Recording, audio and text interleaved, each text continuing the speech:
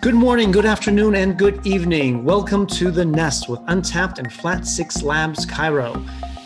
It's November 19th, 2020, and we're streaming live with entrepreneurs and investors from around the world. I'm Jim Chu, and our goal here on The Nest is to connect entrepreneurs and frontier markets with angel investors worldwide. We stream every Thursday live, and all episodes are recorded and available on our website, findthenest.org. This week, we're hosting 2 startups from Egypt, and we welcome 3 new investors to the program. We'll hear all about them in a second, but before that, some quick announcements. Next week, we have Nestcast Live. We put together a panel and talk about topics relevant to entrepreneurship and investing in emerging markets. Last time, we talked about how to engage local investors more. And this time we're talking about how the Nest and how crowdfunding in particular might make a difference in the ecosystem. Week after that, we're doing another Nest in partnership with Flat6, but with Flat6 Tunis. And then the week after that, on December 10th, we have another Nest in French with Hannah Subai as the host. So with that, moving on to some technical announcements or technical tips. So just as a note, this is not a webinar, this is really an interactive session. So we really want to hear from you. Please use the chat box. We want to hear your opinions, introduce yourselves, and make your opinion known, make your view about the companies known, and if you want, you can even make an investment. However, if you're not speaking, please put yourself on mute so that everybody can hear properly. And with that, let me go over to the angels for a quick intro. Habib, would you like to go first with an intro? Sure. So I'm Ahmed Habib. I'm currently the president and CEO at Harvest Holdings. So Harvest is basically a family vehicle. We invest in incredibly diversified different companies. I do some angel investment as well. So we have stuff like Kidzania that you heard about, which is a large family entertainment business where we are the franchisee for Egypt. And we're in other things like dental centers, landscape contracting. So it's very, very diversified. And I started my career as an employee, then an entrepreneur, then an investor, then back to being an entrepreneur investor. So a little bit of everything. So trying to do a quick summary here. Gotcha. Great. Welcome to the Nest. Thank you. Mike Eds, would you like to go next? Hi, yeah. I'm not as exciting as Habib is, but bit of You're better myself, looking though. Yeah. My name is Maged Azzeddin. I'm a PwC Egypt senior partner. I've been with the firm for quite a while, actually, 27 years. Started in audit and then went to deals, and that's it about me. And I'm very excited about entrepreneurs.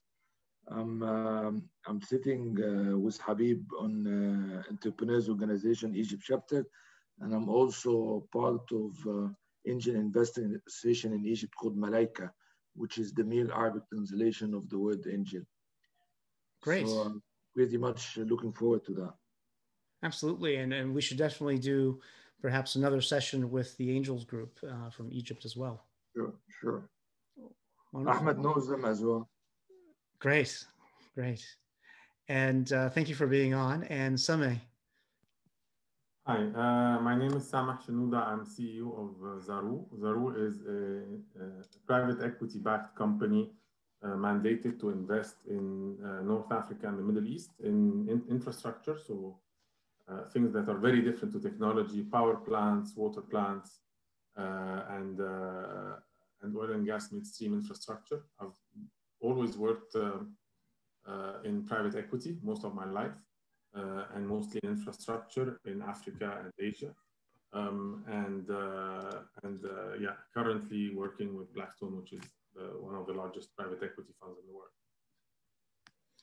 Great. Well, welcome all 3 of you to the show, and thanks for taking the time. Now over to the angels. I'm sorry, not the angels, the entrepreneurs. Welcome, Ayman and Sabrine. Just before we get started, a really quick intro of the rules. You do have 5 minutes for your presentation. And please keep in mind, we will cut you off at 5 minutes. So please make your presentation concise. However, after your presentation, you will have a full 15 to 20 minutes for discussion. And so please keep your presentations as concise as you can. All right. So Ayman, would you like to go first? Yes, sure. No problem. Let me start by sharing my screen. Great. Also sharing my cam.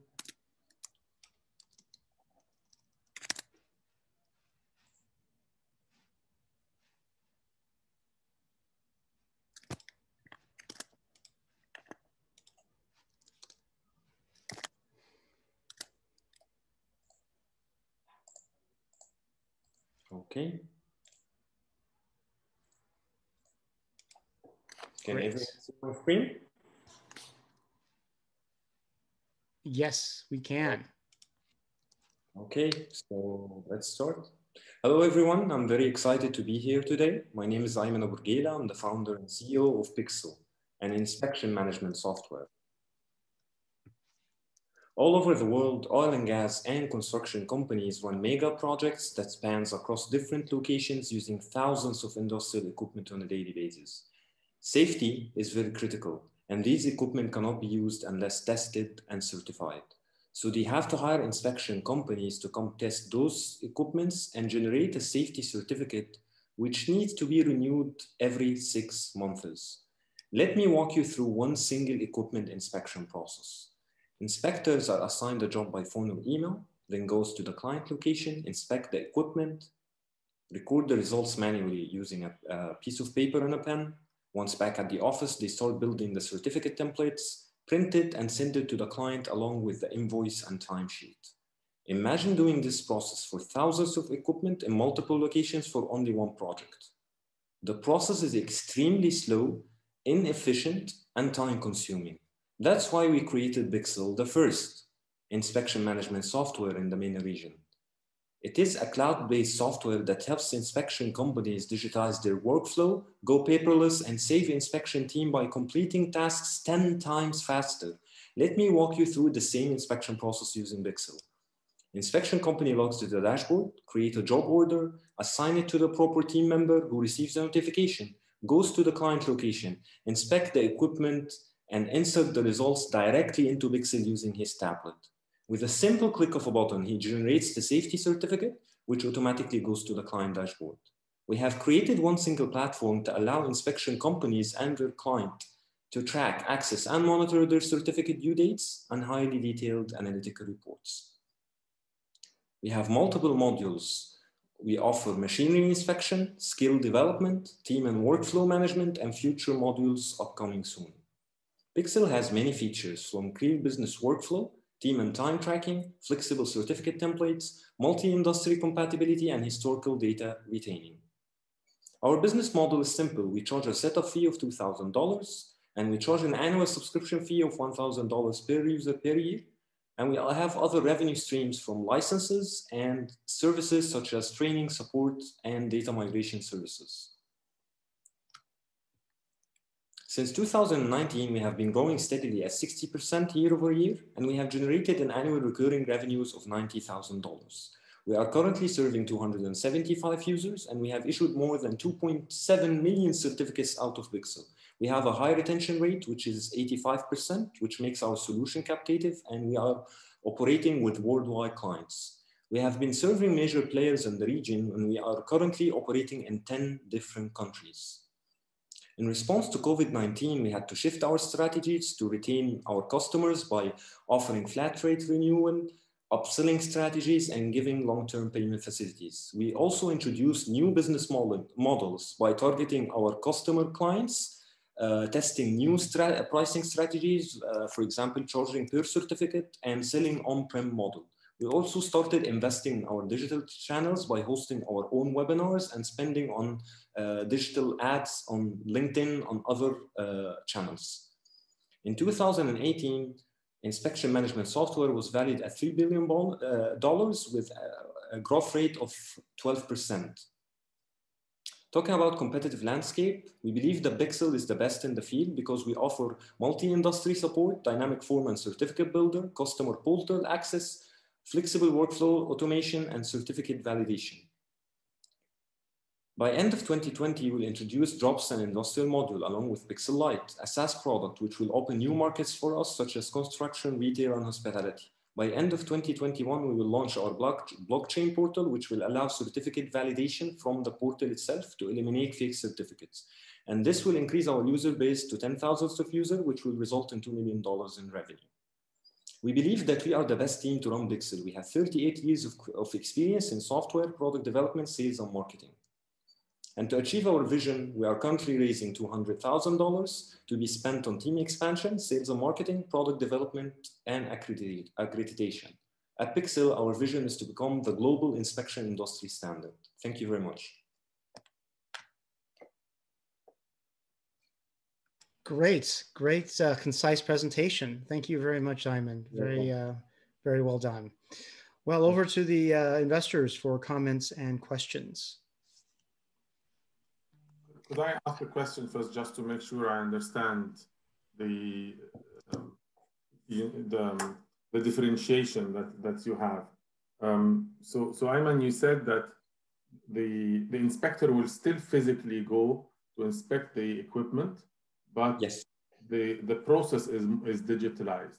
Exactly. So we help them in digital transforming their entire process and saving a lot of paper work that was a huge waste. And so what would encourage your clients to use you rather than anyone else, or rather than the old process? Yes, so basically, first of all, we help our customers to save a lot of their wasted time on generating tons of certificates. We are talking about thousands of certificates. Inspector can inspect like 100 equipment per day, for example. So we are talking about hundreds of equipments that needs to have a safety certificate. And we save them a lot of time, so they better utilize their team members on like doing other jobs rather than wasting time generating reports. And of course, we are saving them a lot of money. If you count like the number of paper that is being printed, because like it's an end-to-end solution, so the inspection company and their client have access to the same portal. So from issuing the certificate until receiving it from the client end, everything is, in terms of process, is being done inside the application itself. So your client is the inspection company, not the factory owner, right? Actually, both. But right now, the one who's paying us the subscription is the inspection company, yes. And you said 10 times faster. Why is it 10 times faster? I find it a bit difficult. Because usually we spend around like 2 or 3 days. Like usually when the inspection is done, the inspector keeps carrying out, moving from one client to another. And at the end, he takes around 3 to 4 days just fulfilling all the certificates that he have done and just start sending it to the client. So instead of doing that, once he finished the job, he started doing this on site and then send it by email and then move to the next location and so on. But how did you get the 10 times from? Where did you get it from? Actually, we have a lot of case studies from existing clients that has been using the software since 3 years right now. And most of them, when we did our case study with them, we noticed that they save, it takes them around 5 minutes to create the safety certificate. Instead, they used to spend around a full day in order just to create the certificates.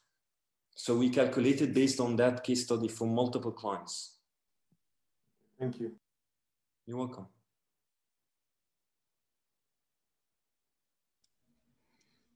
Any other questions?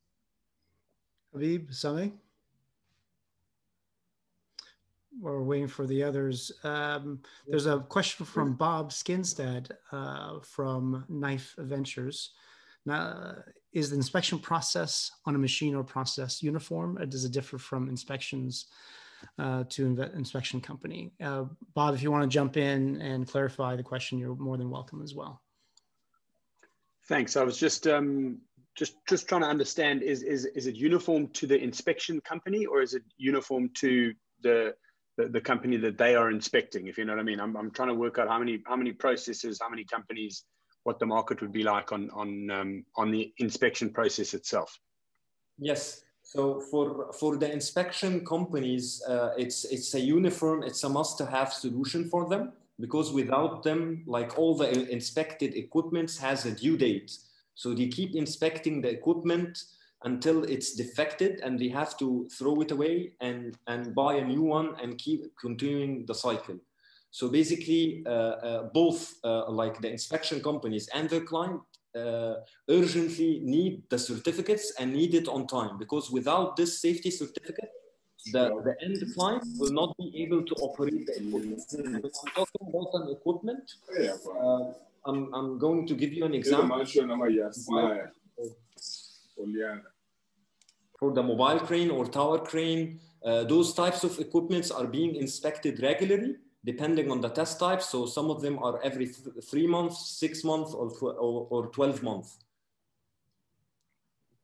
I assume the inspection market has a couple big players, right? It's not a fragmented market with like a bunch of small ones, right? Mm-hmm. So I assume there's like maybe 3-4 large inspection companies that have the majority of the volume of the business, correct? Yes, there are so many companies that does inspections, but if we are talking about big players, like for example, SGS TV Relland is a German-based company that has around 65 offices across the world. Also El Mansouri Inspection Services, they are also a global company. So yes.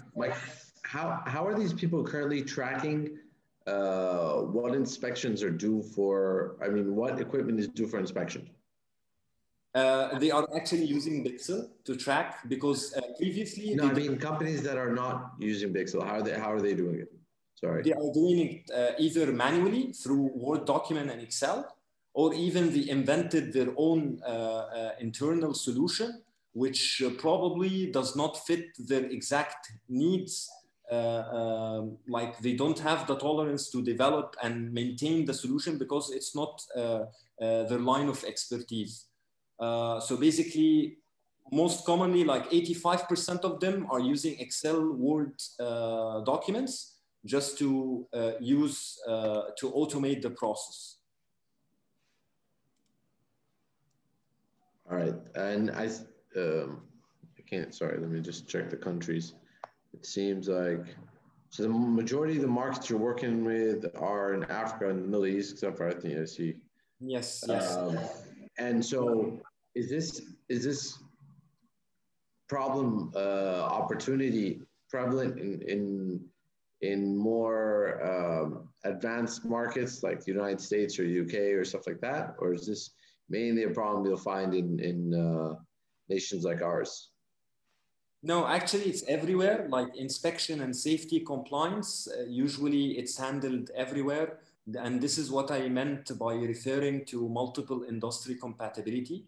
Like inspection is being done in manufacturing process and construction and everywhere. So because when it comes to safety procedures, you need to ensure that everything is inspected. So for example, for oil and gas, which we started focusing in, and most of those inspection companies are oil and gas focused companies.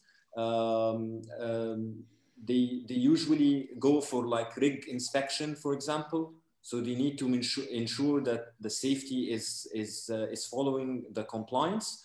When we are talking about United States and this region in specific, they take it very seriously. Actually, the competition over there is a bit fierce. Like there are some of the big players in this area, such as iAuditor, for example, Fieldwire, and they are based on US and Australia. All right, thank you. You're welcome. Okay. Ayman, thank you for the presentation. In your mind, what are the barriers to entry? Why can't someone for your team maybe come up with a similar application?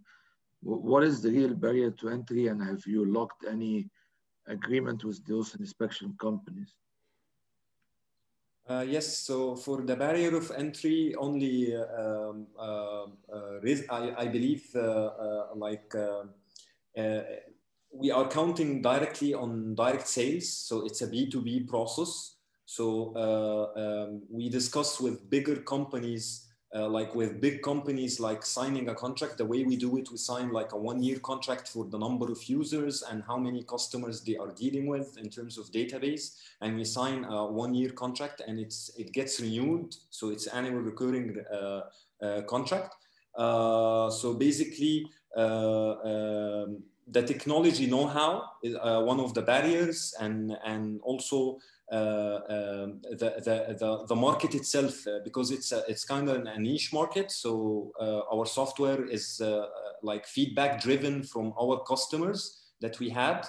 So it exactly matches what they are looking for. Also, in terms of existing clients, we already have those clients that I referred to. Like TV Relland, we have a contract in UAE. Also, we have in Saudi, SGS in Egypt. El Mansouri, we signed like an exclusive contract in multiple locations: Kuwait, Saudi Arabia, Egypt, and UAE as well. We have in Indonesia a customer. We have in Guinea a customer. And some of those customers, they never seen us, and they have been using our solution since 3 and 4 years so far.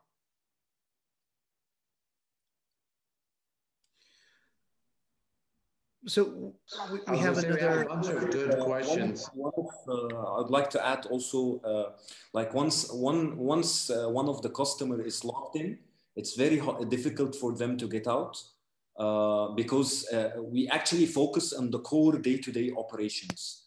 So basically, when they start using our system for, like, let's say 1 year, for example, it becomes very difficult to move outside the application, because all their core and day-to-day operation, I'm talking about from issuing the work order, the task itself for the inspector, even including the timesheets, KPIs of the performance of the inspection, until he issued the certificate itself and receiving it from the client portal. Everything is done through our application. And this is one of the reasons why we have a high retention rate, which is 85%. Most of our customers are very happy and actually stuck using our solution since a couple of years right now, because simply a better alternative. I'm conscious of time, but I have a few financial questions, which are, I think, the most important thing for us. You're saying your revenue is $5,000 a month, right? Yeah, this is an average, because most of them are annual contracts. Okay, but yeah, let's take the average. So 5 times 12 is $60,000 times, let's say 16 pounds. That's 960,000 pounds of revenue. You have 38 employees today, right? That's what you said in the presentation. No, I said 38 years of experience. Sorry, how many employees do you have? No, we total right now we are 12. Okay, so is this your biggest cost, people? Yes, and of course the cost of establishing an office, because the Yusuf Fund, we have plans to establish an office in the region, in Saudi Arabia. If assuming your only cost is people, 960,000 pounds divided by 12 people, you said? Yes, exactly. 80,000 pounds. So I'm just trying to get to what are your net margins, and what are the returns you expect people to make if they put the 200,000 dollars. Mm-hmm. Mm-hmm. And what is the valuation of the company? Okay, so basically, like when we started the company, it was in 2019. But earlier we had the product running under a different company. So we generated a total revenue of since we started $303,000. Right now we are sitting on a valuation of 2.3 million, and we are trying to raise $200,000 against. Is that a pre or post money valuation? No, pre. Okay. $2.3 million. 2.3, yes. And what is your net profit? Let's say for 2020, because 2019 is your startup year, so it would be unfair to gauge that. But just give us a sense of the numbers of the net profit. Because it could be still in the early days and still losing money. Yeah, it's pretty hard to come up with a number right now for the net profit. But so far, I believe we for this year, for the current revenues, I can tell you it's around $95,000 so far, if I'm not mistaken. Yes. Okay. And on what basis did you value the company at 2.3? Based on the year-over-year growth, and also based on the pipeline that we have and the existing contracts. So you're basically trying to say discounted cash flow, basically. Yes. Off projections. Mm-hmm. So we did like we evaluated the company based on like we have prepared like a business plan. It has a financial model. We have a historical data and we have a future data as well. The assumptions for the upcoming years. So based on that, we came up with this valuation number. We have another question from Raj Kulasingham. What's the margin on each contract? Staying on the financial question. We are talking about the margin is around 95% because we have the product already. The 5% is only for the hosting coverage and that's it. How about the net margin after your overheads and costs? So I believe the overheads will be the expense of the employees. I don't have the number in my mind right now, to be honest. Okay, well, moving on, love to hear additional reactions from the angels, and also any thoughts or comments on whether you'd like to proceed. Maybe you can get out your checkbook now, or maybe continue the conversation. And while we're doing that, we're going to launch a quick poll on from the audience and what they think as well. Any of you would like to start? I'll tell you what I like, and then I'll tell you what I don't like. What I like is that this is the type of business, as Ayman said, that once you have a captive client, they stick, because they're used. If you are providing the right service and if you're providing the right support, then it will be difficult for them to leave. I cannot make a decision now because I don't have a sense of the economics of the numbers. And I am not very aware of the competition, and Magid's question about the barriers to entry is one that is quite an important one for me to get comfort on. Okay, thanks for that. Habib, Maged?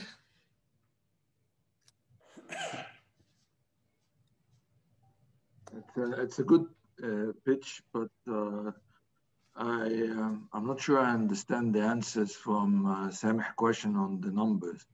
For me, the numbers don't add up. If we're doing monthly revenues of 5,000, how does we get into this valuation? Do you work for an accounting firm, by the way, Maged? That's what I do for a living, valuations. Gotcha.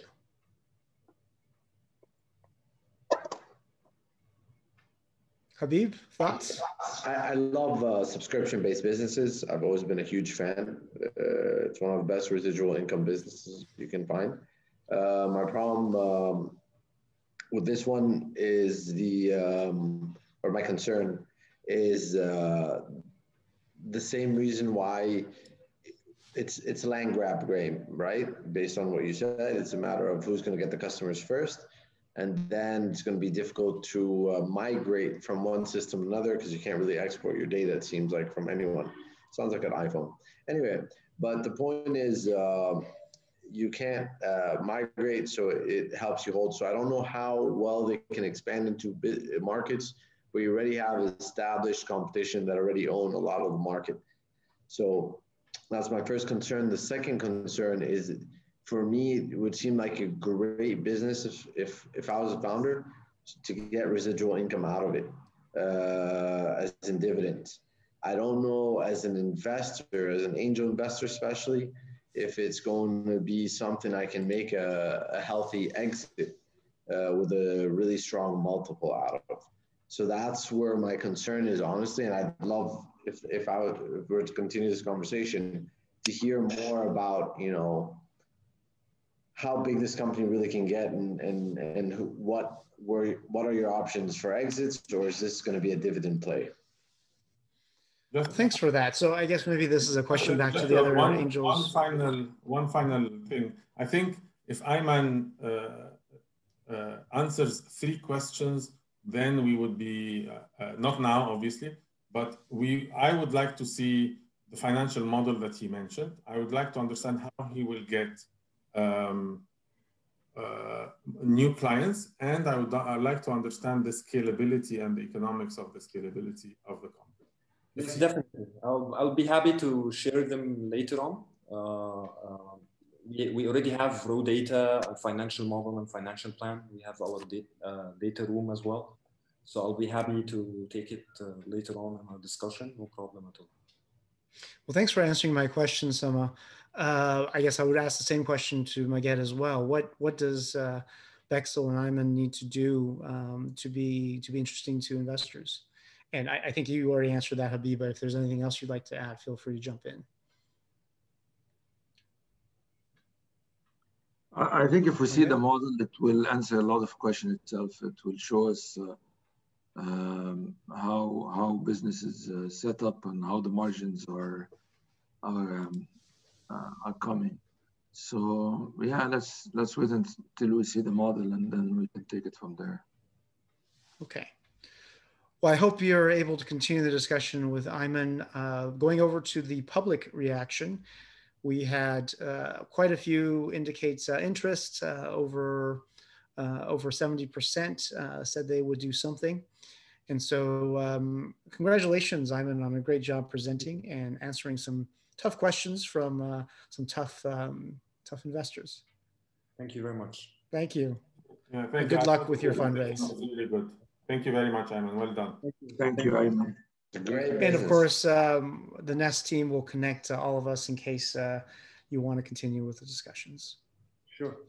Looking forward to it. Thank you very much. And thank you, everybody, for voting as well. And before we go on to the second presentation, I'd like to give Rana from Flat6Labs Cairo a chance to give us a little bit of information about Flat6Labs, given Marie's issues with the connection. Rana, are you there? Thank you, Jim. Hi, everyone. Ayman, and congratulations and good luck with everything. So basically, I'm going to give you guys a very quick intro about Flat6Labs.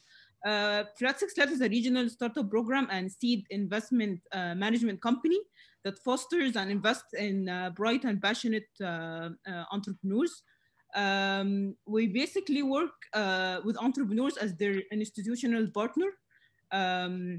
We help them scale and reach their intended markets through MENA region and the globe. Till now, we've invested in 290 startups, and we supported more than 1,000 entrepreneurs. And our accelerator programs have been launched in Egypt, in Saudi Arabia, in the UAE, and Lebanon, Tunis, and recently Bahrain.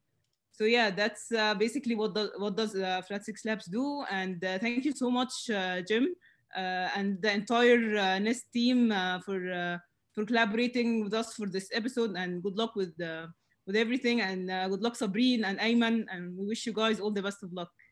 Yeah. Thank you very much for supporting these companies, and we're looking forward to working with some of your colleagues in Tunis in a couple of weeks as well. Oh, great, thank you. All right, well, great. Let's head on over to Sabrine. Are you ready to present, Sabrine? Yes, thank you. Let me share my screen first. And while Sabrine is doing that, if you'd like to vote on the poll that's currently up right now, where are you from? Please feel free. All right, and by the way, my first comment is I really like your name, Untap. As you know, the name of your company, Untapped. I run a company called Untap. Oh, Untap, so, yeah, naturally. Yes, from Untap. So, and I guess it's very relevant because, thank you. Because you're basically trying to tap into the potential of Africa and other emerging markets, and we are also tapping into the potential of people and their intellectual contributions. Great. So, yeah. Great. We'll look forward to hearing that. Can you see my screen? We can't see your screen. Before you get started, really quick, just wanted to share the quick poll results. We have quite a few from Africa, not a surprise, but we also have a number of folks from Europe and North America as well. So welcome to the Nest, and I hope you join next week. All right, well, over to you, Sabrine. Thank you. Okay. Hi, everyone. I am Sabrine Assem, CEO of Untap. Calls for applications come in many shapes and forms. They can be competitions, hackathons, open innovation challenges, startup support programs, scholarships, and they all try to find and select the best applicants. They are means to identify talent, ideas, solutions, designs, and insights. But running them is a nightmare. Organizations spend so much time, money, and effort on managing the process. Applications are usually collected using inefficient methods, such as email attachments and form builders. Screening of dozens, hundreds, and sometimes thousands of applications occurs manually using complicated Excel sheets. Besides, it's very hard to tap into networks of really qualified potential participants. And at the end of a call for applications, organizations usually miss the insights and the detailed analysis of the data they gather. There are literally hundreds of thousands of organizations worldwide who launch calls for applications to find and retain talent, solve challenges, promote their brands, and innovate better than their competitors. Large companies organize open innovation challenges, internal employees competitions, hackathons. Grant providers support social entrepreneurs through their grant programs to accelerate breakthrough innovations. Universities run scholarship programs to find exceptional candidates, and accelerators try to find the next big startups through their startup intake programs. We at Untap realized that the perfect solution to manage a call for applications and to serve all those entities still doesn't exist.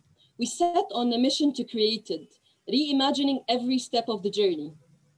We started with the basics, an easy 1-minute setup process, centralized account access to manage all your running programs, a website builder to create the perfect landing page for your program, a dashboard for each program to oversee how everything is performing, a simple drag and drop form builder to create the application form, a solution where you can easily filter through thousands of applications, collaborate with teammates, run multiple rounds of submission to manage the whole funnel in one place, enabling the admins to qualify participants from one round to the next. Get real-time analysis on all aspects of the applications. Run the call for applications in multiple languages, including Arabic. Invite and assign submissions to judges to evaluate, and engage with the applicants and convey judges' feedback to them whenever required. This is not only it. We also provide access to our talented and highly qualified network of participants in order to promote the programs of our customers, and we generate custom reports and dashboards to our customers to measure their program's ROI and impact. For our business model, we charge our customers for using the software on a per program basis. Our basic plan starts at just $150 per program with limited features and scope. The ultimate plan, however, starts at $4,000 per program and can go much higher depending on the add-ons and the services requested. Since our soft launch, we were able to serve 30 customers and to power 61 programs and to generate $123,000 in revenues. We have over 30,000 registered highly qualified applicants on our network. What is more interesting is our numbers since the onset of COVID-19. We've been able in just 9 months to double our revenues and to generate $62,000 in revenues and to power over 40% of our programs. And this is due to the fact that organizations have been moving to completely online experiences, running their hackathons in particular, and their open innovation and acceleration and incubation programs. Our customers come from 8 different countries. We have customers such as Dell, the Dubai government, the Saudi government, the Tunisian government, Vodafone, the British Council, Deutsche Welle, and others. We served many sectors, including telecom, health, education, real estate, media. And to accelerate our growth and to serve even more sectors and to power thousands of programs, we're currently raising $350,000 to be primarily spent on sales and marketing and on product development. Thank you so much for your attention and really looking forward to your questions now. Great, thank you very much for the great presentation. And while we're on this slide, do you have a proposed valuation? Yes, we do have a proposed valuation right away. Yeah?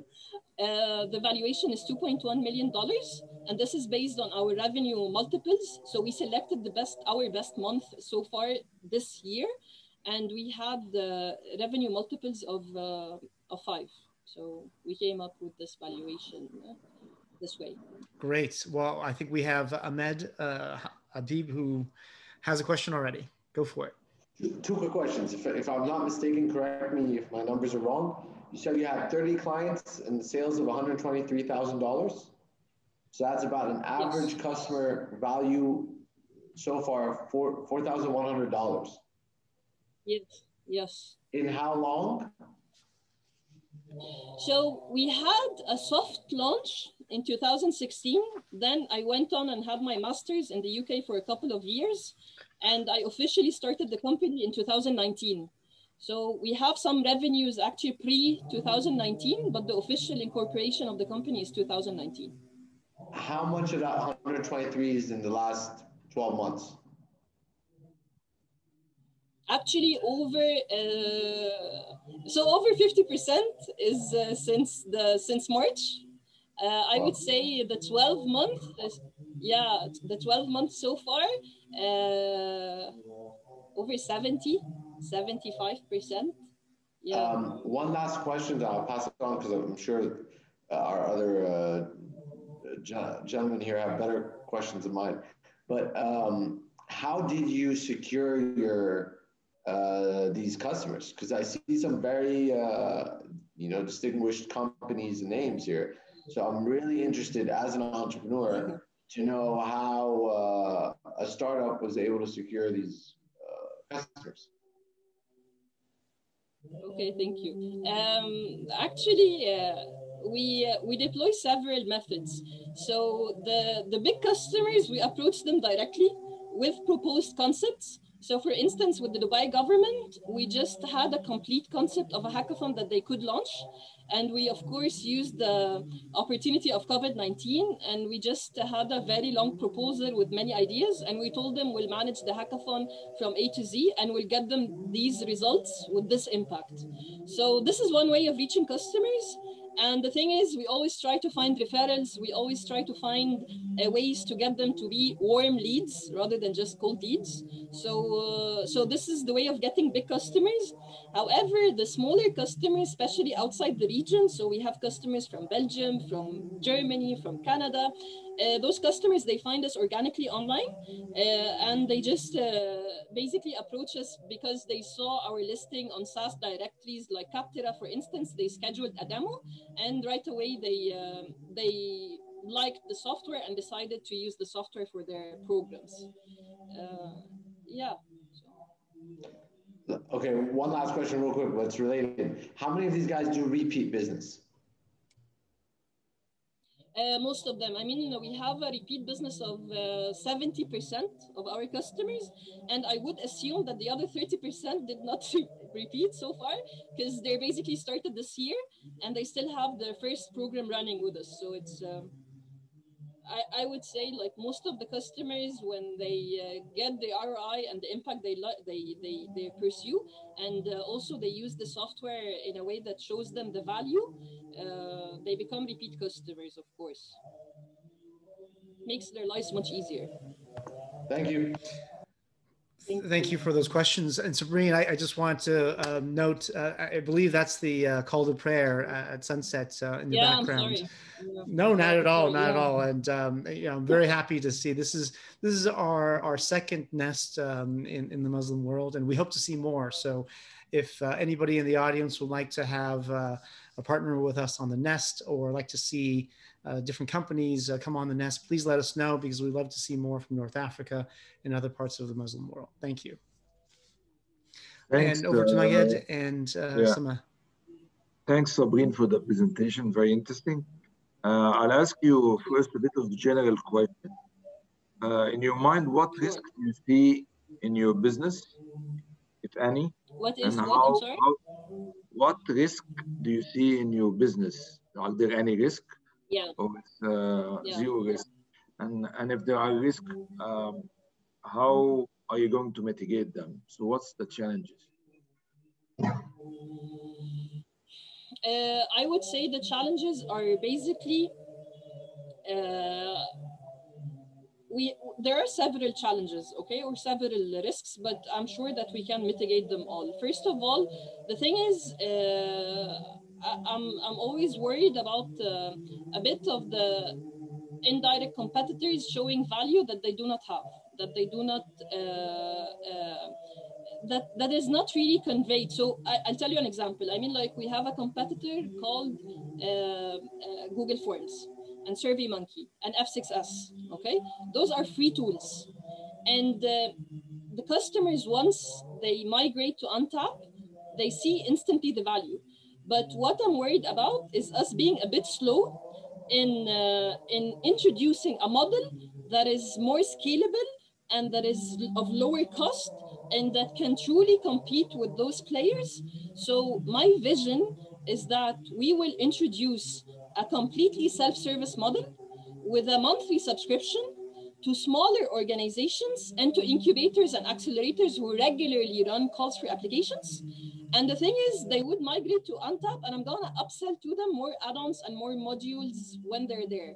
So my biggest worry is that I would not be able to introduce this model because I see a lot of potential in the market for that model in particular.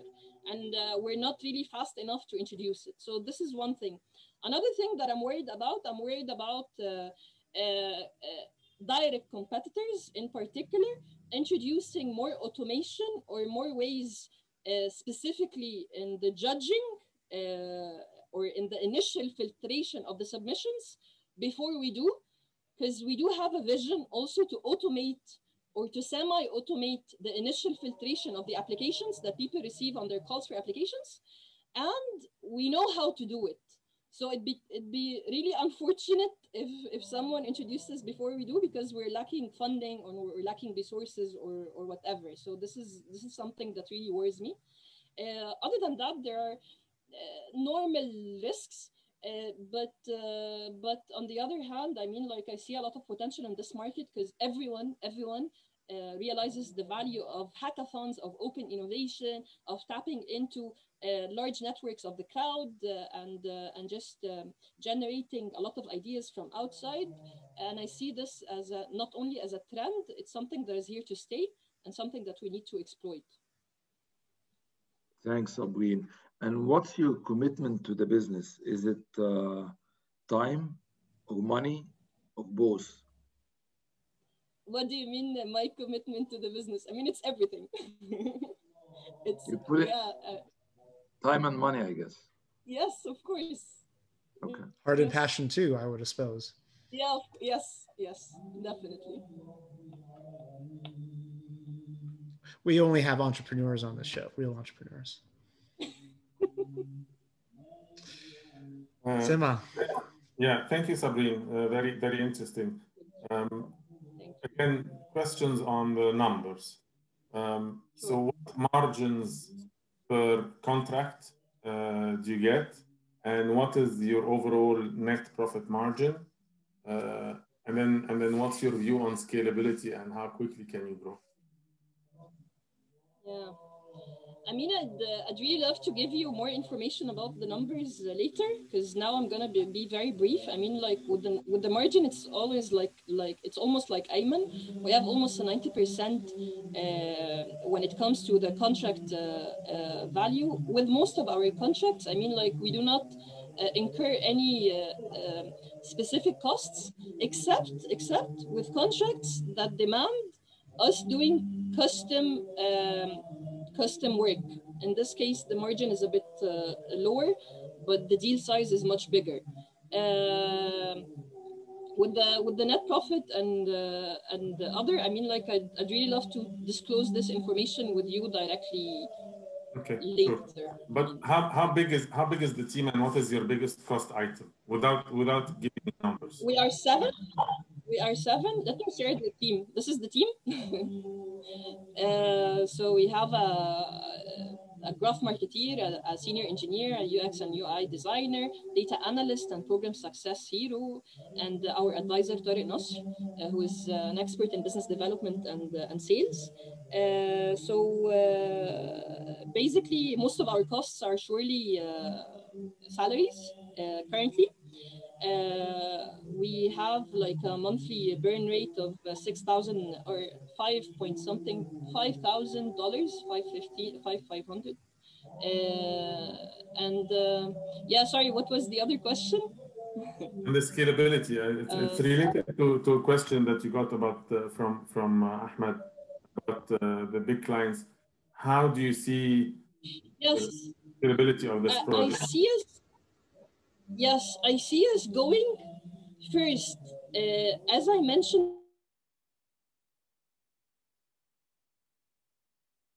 briefly, in us in service model. People can go sign up and select their plan and run their calls for applications right away without us intervening in any way. This is something. And I see us upselling or doing some direct support to customers with whom we see a lot of potential, but customers who can pay up to $100,000 per contract. So these customers actually exist, and we've seen them. And other than the model that I introduced in the pitch today, we've seen a lot of demand from big corporates and from the banking sector to give them the product to be deployed internally for their employees.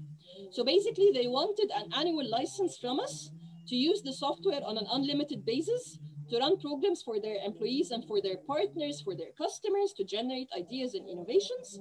And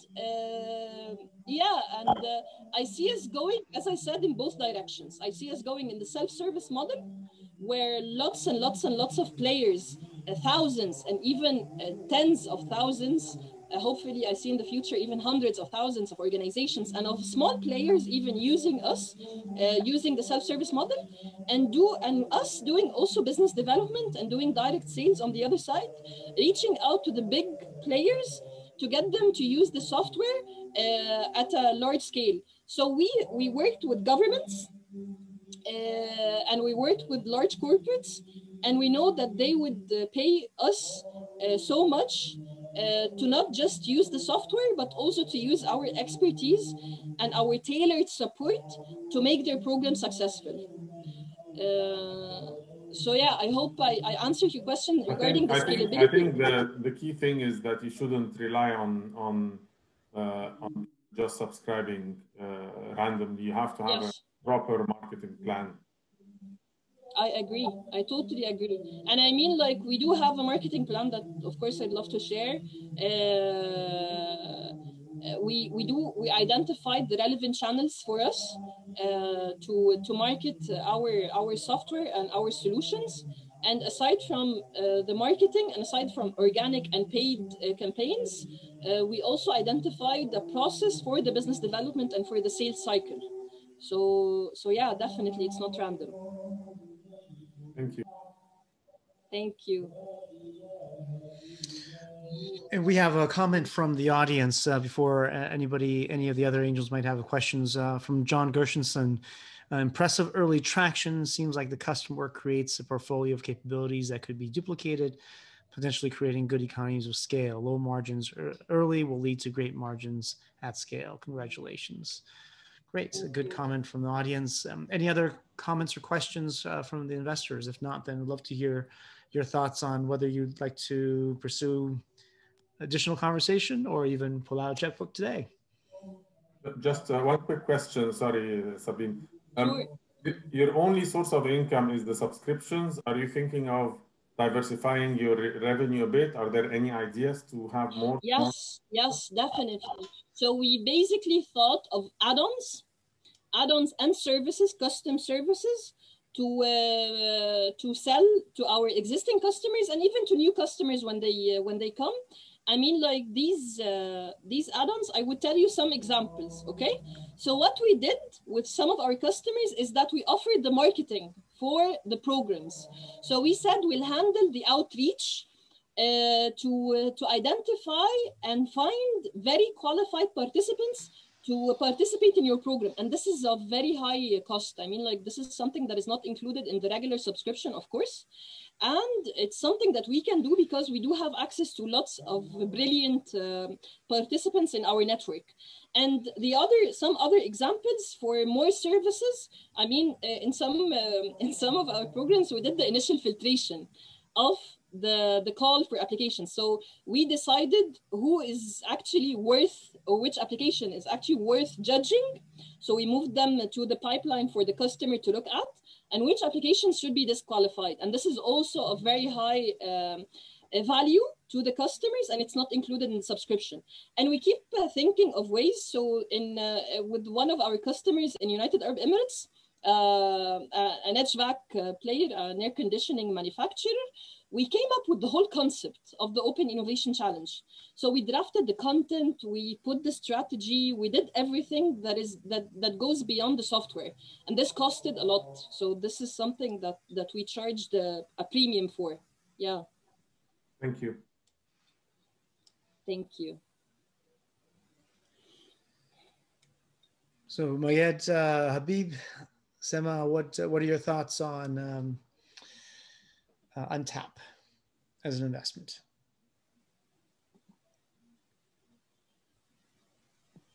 Again, I'd like to see the. It's difficult to make a decision without seeing the numbers, to be honest. I'm sure Magid would agree. But if you saw the numbers, that's what I do for a living, Sarah. Show me the numbers. But would you be interested in the business itself if you saw good numbers? This is. So I like the fact that it's subscription based. I like, and it's very sticky. And if people come back to you, then that means that you're providing a good service. I like the fact that you have created quite interesting traction with good clients, because this always helps with your pitch when you go marketing to others to say, these are my current clients. I just don't have a feel of two things, and these are the two things I'd like to look at. One is are the numbers. I'm an investor. I have to look at numbers. Yeah. And two is scalability. Okay. How can you, because one risk could be that you get stuck in a certain size and you cannot grow. And the model will help me, or will help us see the growth and the scalability, but also the cost that you need to spend in terms of hiring people or whatever to get to scale. And whether over time, as you grow the scale, the margins improve because you have the same number of people doing more work. So these are the two things I'd like to look at: the numbers, the model, and how scalable the business is. Perfect. I think just kind of following up what Samah says, and this is something I see a lot in the market here, is that entrepreneurs don't tend to focus enough on their unit economics. And it's, I think unit economics is absolutely key to high growth entrepreneurs, especially in the early stages. And especially when you're talking to investors. And it's something that I believe in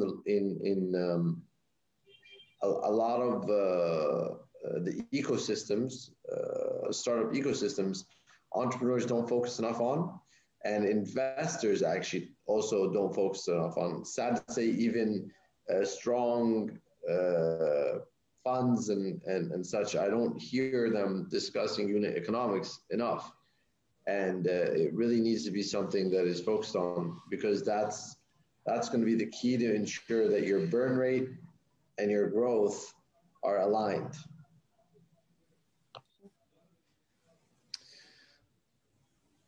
So, so that's great. So will you be having any follow-on conversations with Sabrine, Habib? I would like to see model, and happy to have another conversation. Great. Thank you, Samah. Habib? I would like to watch that conversation. I would learn from those gentlemen, as well as be glad, because usually statistically female entrepreneurs tend to be more successful, statistically speaking. And secondly, I think what you've accomplished in such a short time is definitely something worth paying attention to. Very impressive. Very impressive indeed. And I think, Ahmed, to add to your point, there are 4 females out of 7 in the team, which is even a strong. Yes. I like that as well. Yeah, indeed.